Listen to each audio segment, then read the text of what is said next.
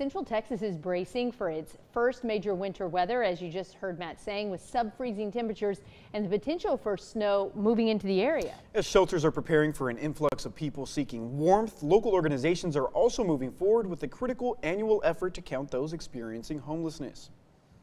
This week, homeless service providers with Prosper Waco and the Heart of Texas Homeless Coalition are conducting the annual point in time, or PIT count, a federally required effort that helps determine future funding and resources. We're going to start with a shelter count.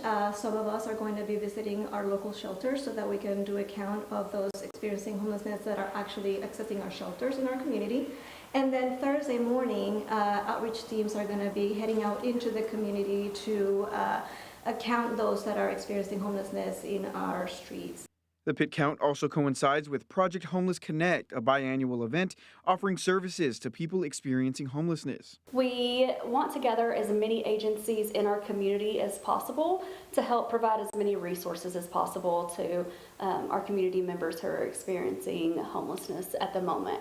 We have haircuts coming from Champions Academy. We have ABC Clinic for pet care. We will have plenty of clothing, shoes, hygiene items, and we will also be providing breakfast and a hot lunch. As temperatures are expected to drop this weekend, shelters across the city are expanding capacity. At the Salvation Army, preparations are already underway. We are anticipating an influx with the weather and the cold participation. You know, Texas, we never know what's really going to happen, but we're going to prepare for it.